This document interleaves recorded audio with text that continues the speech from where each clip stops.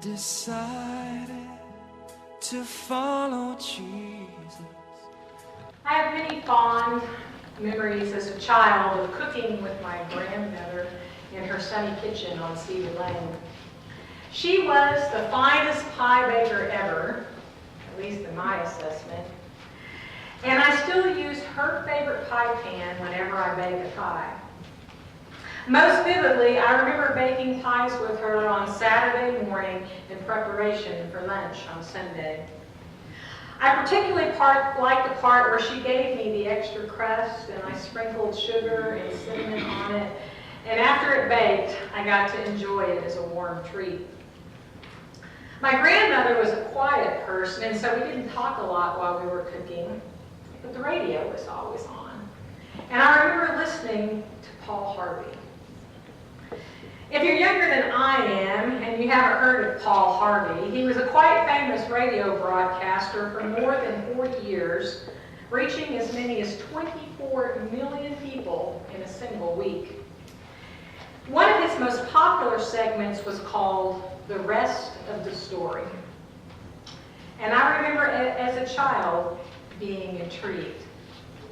The rest of the story presented little known or forgotten facts with some essential key element of the story held back until the very end. And the broadcast always concluded with the tagline, you guys remember? Continued on page 2.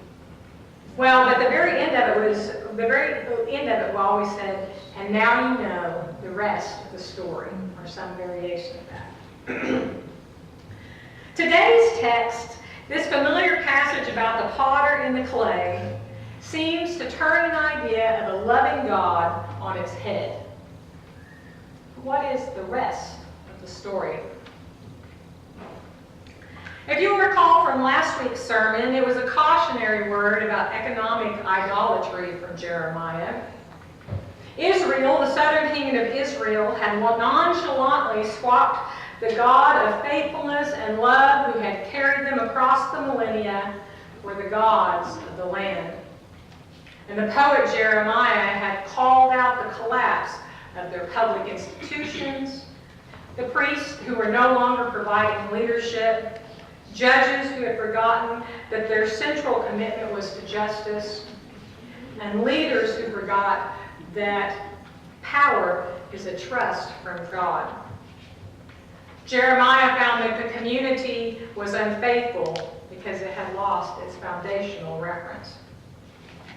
In another place in Jeremiah accuses the leader and the people of Israel of actually mistreating the poor and the marginalized, and actually using worship to swindle and to deceive. The people had disobeyed the laws and the will of God, both in their public life and in their worship.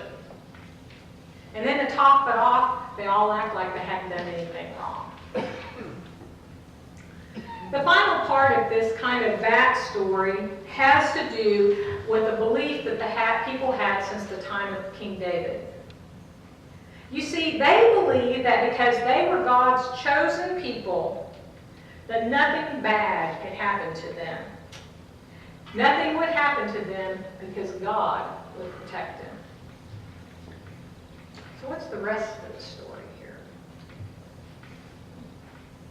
Well, most scholars believe that the original hearers of the text that we're reading today were already in exile. That the things prophesied in this text had already happened. Now, Jeremiah was a real guy, and he was definitely not a popular one, needless to say. The leaders of the people had not only ignored him, they had tried to kill him on several occasions. But after Jerusalem fell in 587 BCE to the Babylonians, a bitter invasion where the Babylonians had broken down the city walls, killed lots of people, flattened the king's palace, flattened the temple, and hauled almost everybody else into exile, they realized that Jeremiah just might have a revelation to share after all. What we read here is for a people who are already in exile, who have lost everything and have been banished to a foreign land. And here we see them trying to make sense and understand what has happened to them. So what would you say is the executive summary of their reflection? I think it might go something like this. God judges. It's tough love, even for God's chosen people, when they stubbornly refuse to live in an unholy way. Message received, loud and clear. But is there more to that story? How are we as 21st century Christians, in light of the gospel of Jesus Christ, to understand this fate of God's chosen people so long ago? How are we to interpret its meaning for our lives? One of the key messages that we get from this text is that God does judge. And this reality invites us to explore the nature of judgment and how we are called to respond to it as disciples of Jesus Christ. But let's begin by addressing some of the possible misunderstandings about judgment. The first misunderstanding is that judgment primarily means condemnation and punishment. Now, the word itself doesn't mean that, and nor does this week's reading. Instead, judgment is a discernment about where things are relative to where they should be. Sometimes the judgment is that things are on track, and what may be an encouragement and a blessing, like we read in verse 9. Other times the judgment is that things are terribly wrong, sometimes so terribly wrong that no amount of tweaking can make them right again, and destruction of what is necessary as a way to recreate what should be. But in either case, as we see in this text, judgment can be changed if the conditions, our response changes. Another misunderstanding about judgment is it's primarily about anger and the destruction that comes in response to that anger. Is the potter angry with the clay or with the pot that's being formed? No. The potter simply sees this clay in this formation does not make a working pot. And so the potter ends the current project, starts over, and reshapes the clay into a pot that would work. And even if there are twinges and hints of anger inferred from this week's text, it is clear that the purpose of the evil against you and the plan against you is ultimately not to restore, but to renew.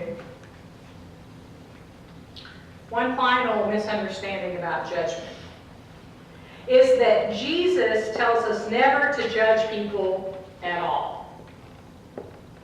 Some people have misheard Jesus' teaching, judge not lest you be judged the same way. They've interpreted that to mean never judge. That's not what Jesus is saying. He calls his disciples to remember that when we judge, we should be expecting exactly the same standard that we will be used to be judged. He's not calling us not to judge. He's calling us to be honest, not hypocritical.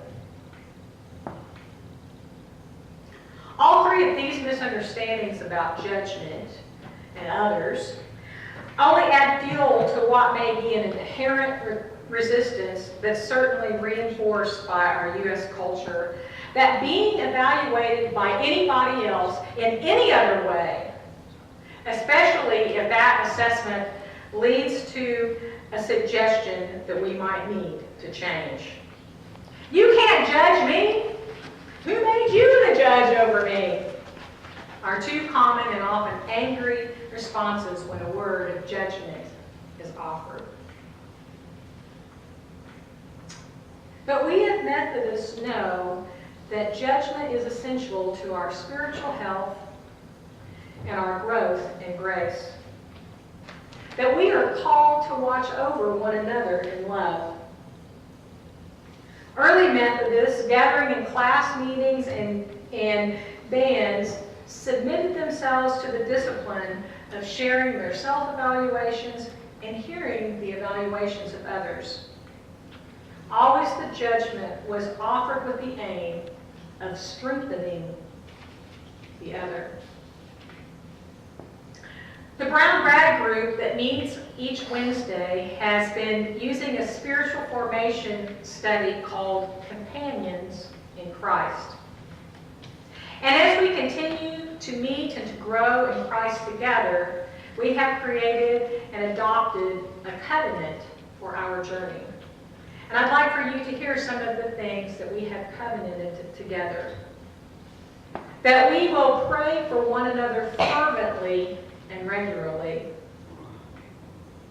That we will be transparently honest with one another.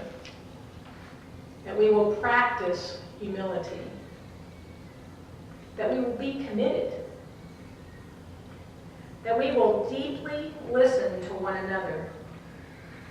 And we will practice self-examination.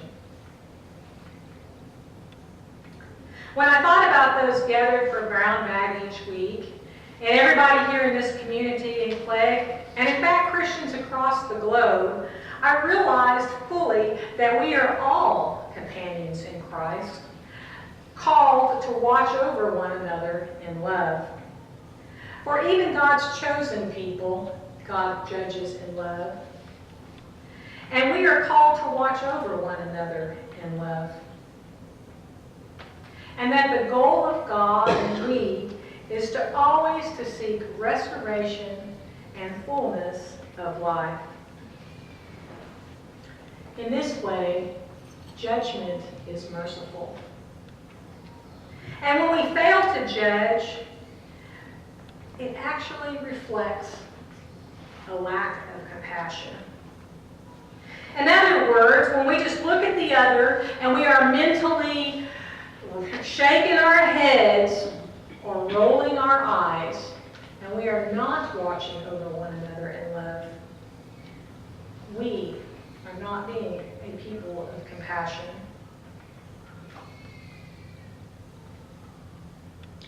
We realize, though, that our judgment is prone to being faulty, so we offer it in humility.